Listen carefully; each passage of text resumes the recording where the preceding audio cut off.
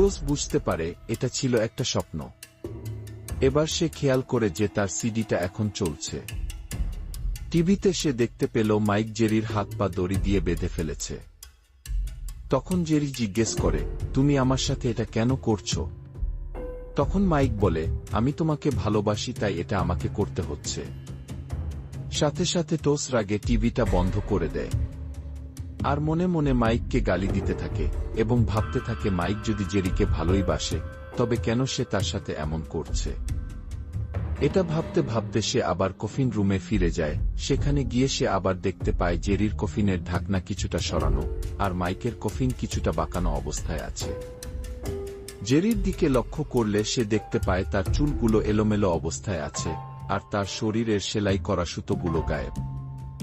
এটা দেখে টোস এর রাগ আরো বেড়ে যায়। সে মাইককে উদ্দেশ্য করে বলল, বেঁচে থাকতে তো মেয়েটিকে অত্যাচার করেছিস, এখন মরার পরেও অত্যাচার করেছিস। আমি থাকতে এটা কিছুতেই হতে দিব না।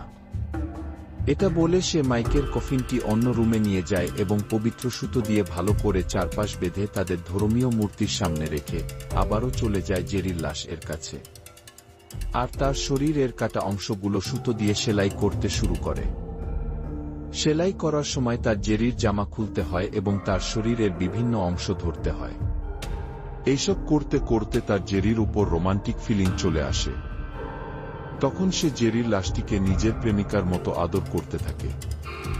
এরপর থেকেই শুরু হয় সব অস্বাভাবিক কাজ।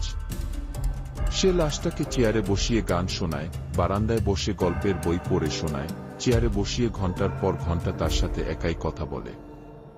এমনকি রাতের বেলায় জেরির লাশকে সাথে নিয়ে এক বিছানায় ঘুমায়।